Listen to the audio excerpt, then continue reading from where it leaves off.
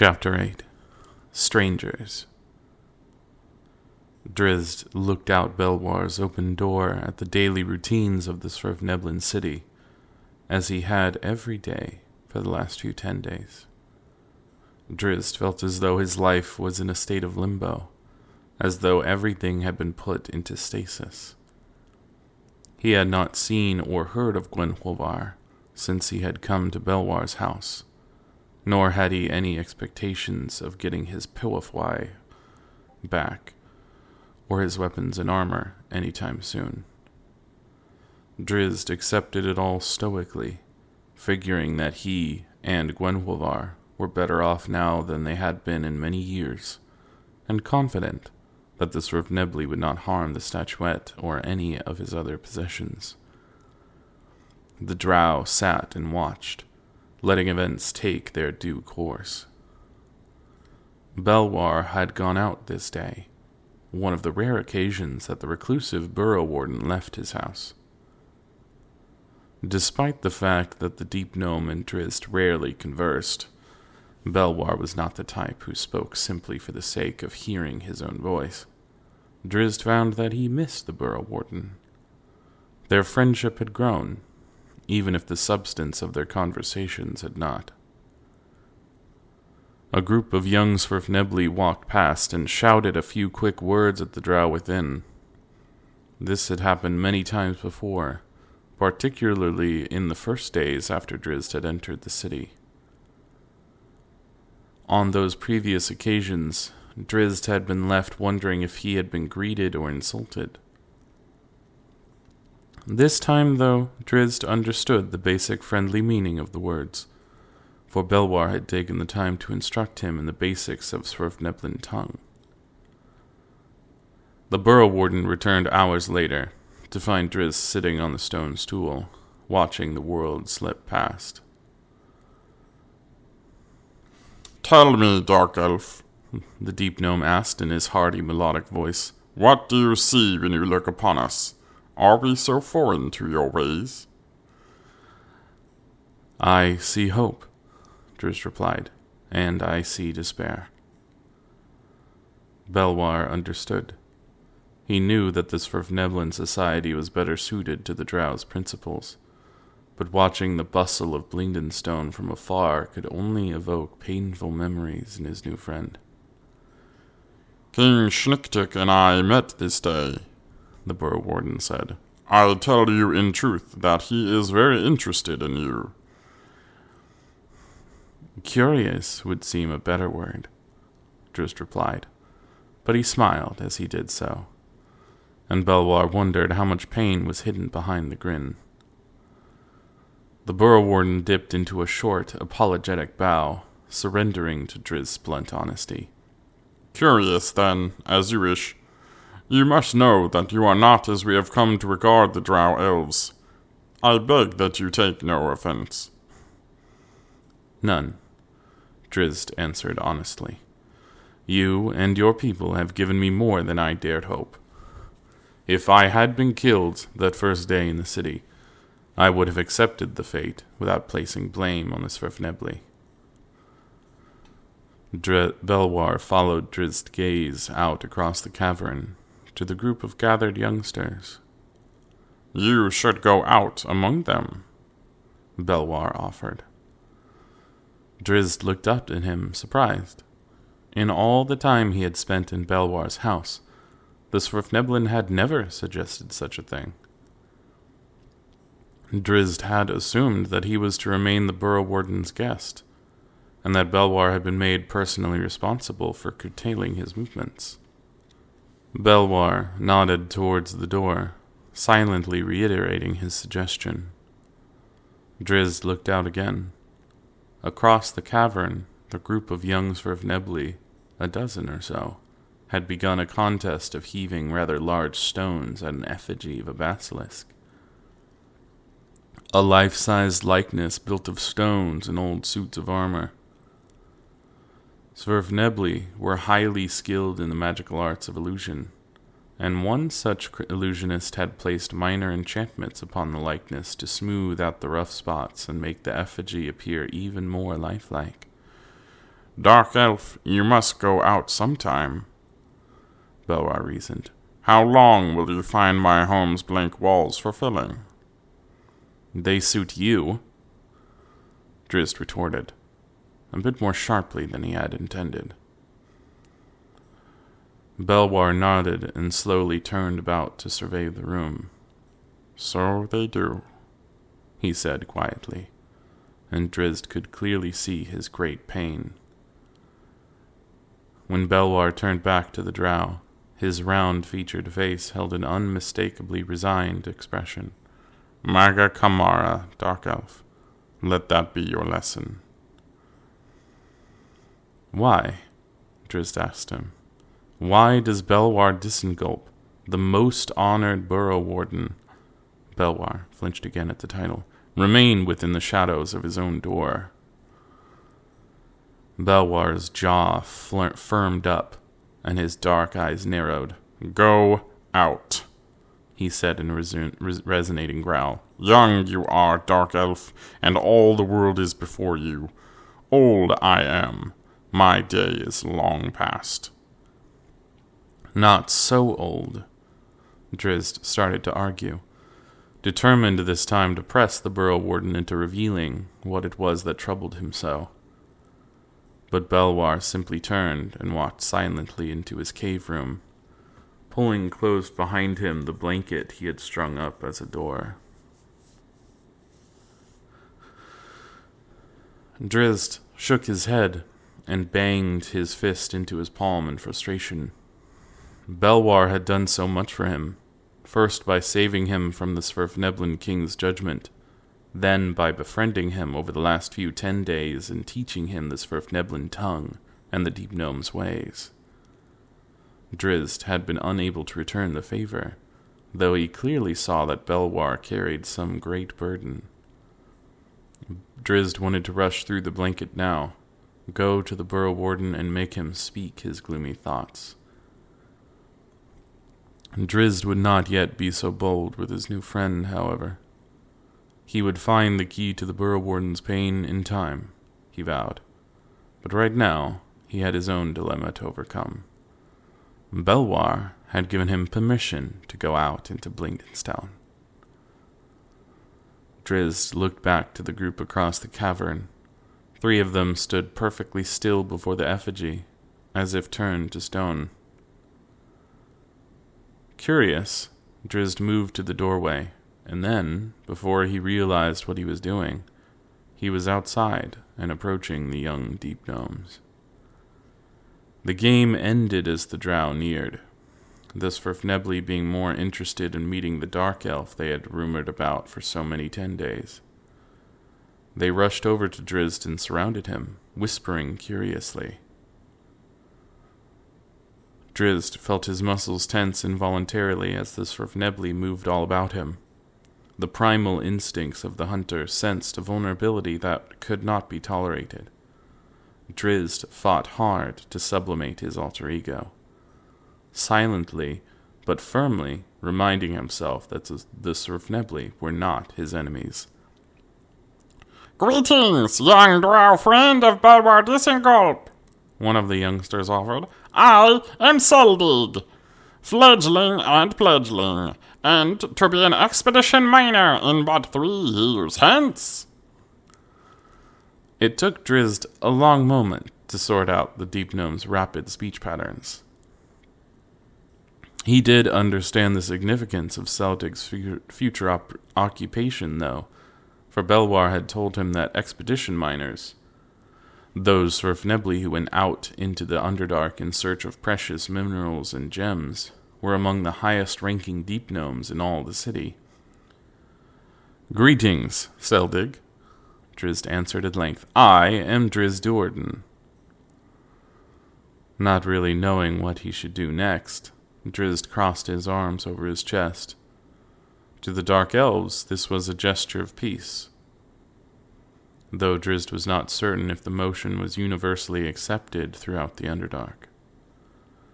The Svirfnebli looked around at each other, returned the gesture, then smiled in unison at the sound of Drizzt's relieved sigh. You have been in the Underdark, so it is said, Seldig went on, motioning for Drizzt to follow him back to the area of their game.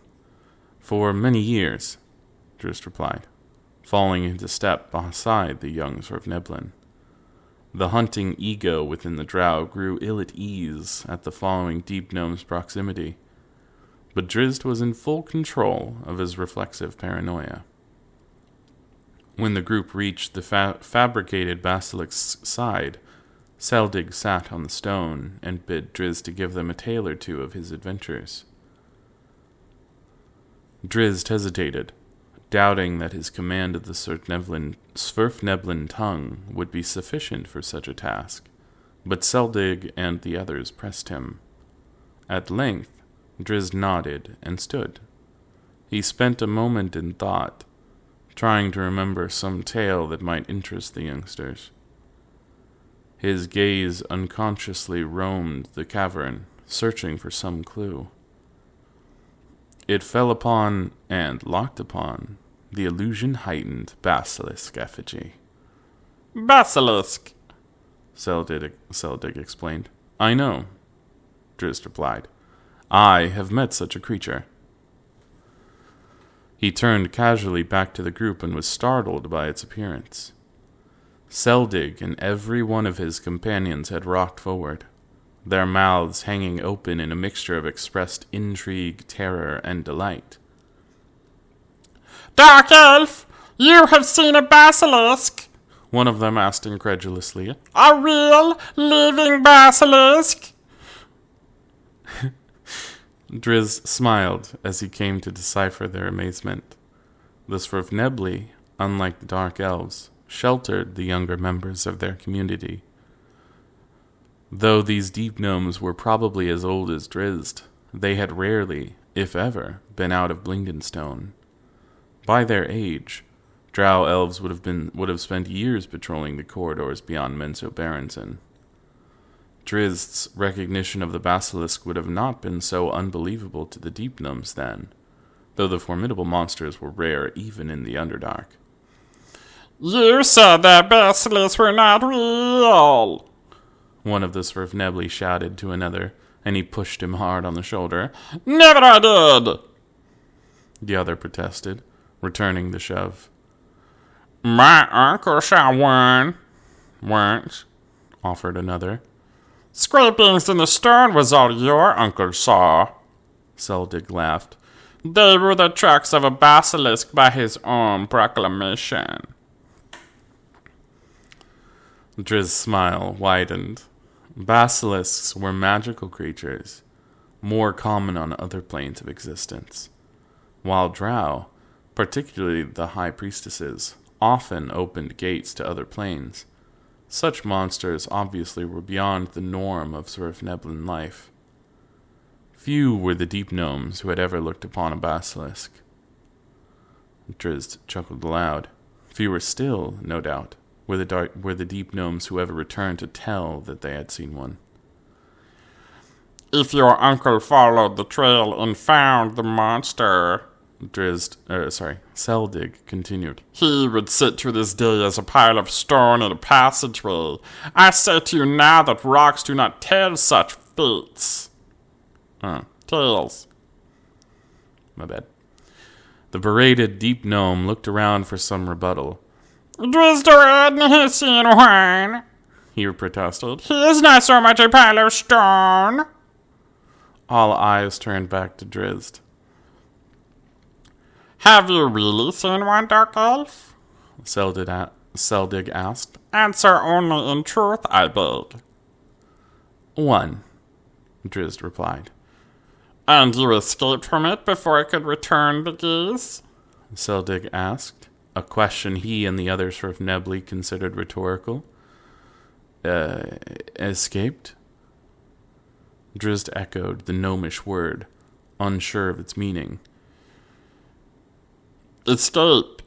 Run away, Seldig explained.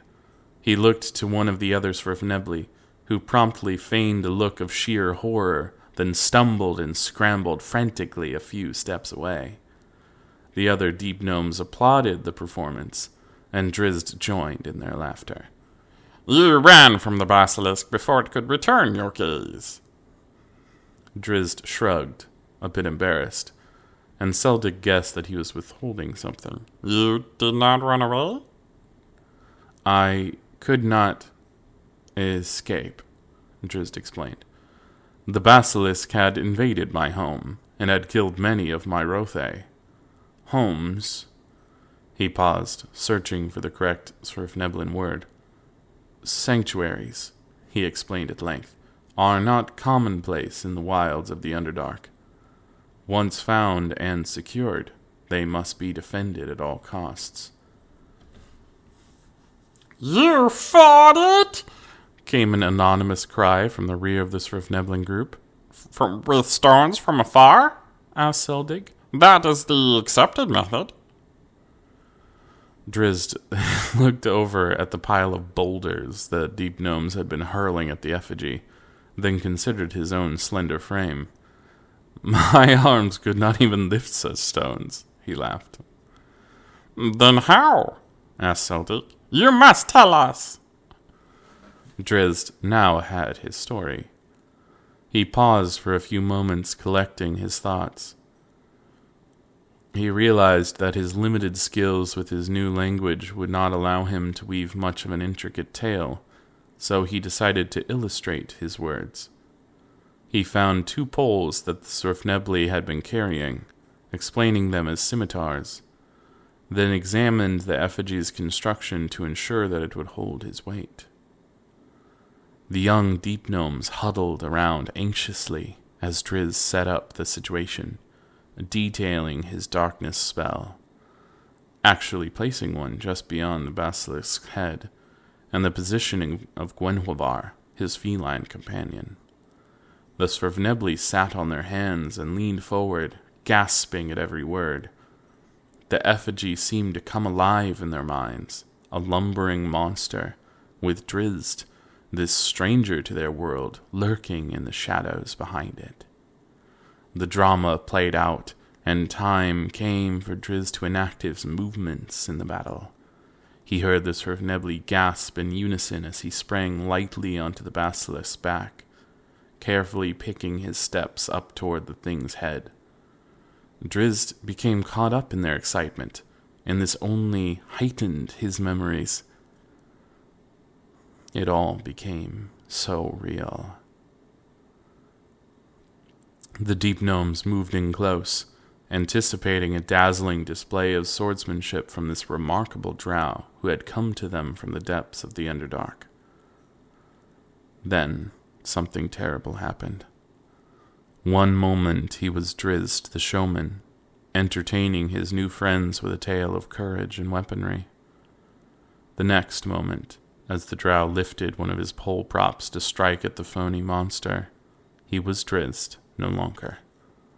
The hunter stood atop the basilisk, just as he had that day back in the tunnels outside the moss-filled cave. Poles jabbed at the monster's eyes. Poles slammed viciously into the stone head. The Svirfnebli backed away, some in fear, others in simple caution. The hunter pounded away, and the stone chipped and cracked. The slab that served as the creature's head broke away and fell, the dark elf tumbling behind. The hunter went down in a precise roll, came back to his feet, and charged right back in, slamming away furiously with his poles. The wooden weapon snapped apart, and Drizzt's hands bled, but he, the hunter, would not yield. Strong, deep gnome hands grabbed the drow by the arms, trying to calm him. The hunter spun on his newest adversaries. They were stronger than he, and 2 held him tightly, but a few deft twists had the Svirfnebli off balance. The hunter kicked at their knees and dropped to his own, turning about as he fell and launching the 2 Svirfnebli into headlong rolls. The hunter was up at once, broken scimitars at the ready as a single foe moved in at him. Belwar showed no fear, held his arms defenselessly out wide. "Drizzt!" he called over and over. "Drizzt Do'Urden!" The hunter eyed the Svirfnebli's hammer and pick, and the sight of the mithril hands invoked soothing memories. Suddenly he was drizzed again. Stunned and ashamed, he dropped the poles and eyed his scraped hands. Belwar caught the drow as he swooned, hoisted him up in his arms, and carried him back to his hammock. Troubled dreams invaded Drizz's sleep, memories of the Underdark and of that other, darker self that he could not escape. "How can I explain?" he asked Belwar when the Burrow Warden found him sitting on the edge of the stone table later that night. "How can I possibly offer an apology?" "None is needed," Belwar said to him. Drizzt looked at him incredulously. "You do not understand," Drizzt began, wondering how he could possibly make the Burrow Warden comprehend the depth of what had come over him. "Many years you have lived out in the Underdark," Belwar said, "surviving where others could not." "But have I survived?" Drizzt wondered aloud. Belwar's hammer hand patted the drow's shoulder gently, and the Burrow Warden sat down on the table beside him. There they remained throughout the night. Drizzt said no more, and Belwar didn't press him. The Burrow Warden knew his role that night, a silent support. Neither knew how many hours had passed when Celtic's voice came in from beyond the door. "Come, Drizzt Do'Urden!" the young Deep Gnome called. "Come and tell us more tales of the Underdark!" Drizzt looked at Belwar curiously, wondering if the request was part of some devious trick or ironic joke. Belwar's smile dispelled that notion. "Maga Kamara, Dark Elf," the Deep Gnome chuckled. "They'll not let you hide." "Send them away," Drizzt insisted. "So willing are you to surrender?" Belwar retorted, a distinct edge to his normally round-toned voice. "You who have survived the trials of the Underdark?" "Too dangerous," Drizzt explained desperately, searching for the words. "I cannot be rid of..." "Go with them, Dark Elf," Belwar said. "They will be more cautious this time." "This beast follows me," Drizzt tried to explain. "Perhaps for a while," the Burrow Warden replied casually. "Maga Kamara, Dark Drizzt Do'Urden. 5-10 days is not such a long time, not measured against the trials you have endured over the last 10 years. Your freedom will be gained from this beast." Drizzt's lavender eyes found only sincerity in Belwar Disengulp's dark gray orbs. "But only if you seek it," the Burrow Warden finished. "Come out, Drizzt Do'Urden!" Seldig called again from behind the storm door. This time, and every time in the days to come, Drizzt, and only Drizzt, answered the call. The Myconid king watched the dark elf prowl across the cavern's moss-covered lower level. It was not the same drow that had left, the fungoid knew, but Drizzt, an ally, had been the king's only previous contact with the dark elves. Oblivious to its peril, the 11-foot giant crept down to intercept the stranger. The spirit wraith of Zaknafein did not even attempt to flee or hide as the animated mushroom man closed in. Zaknafein's swords were comfortably set in his hands. The Myconid king puffed a cloud of spores, seeking a telepathic conversation with the newcomer. But undead monsters existed on 2 distinct planes, and their minds were impervious to such attempts.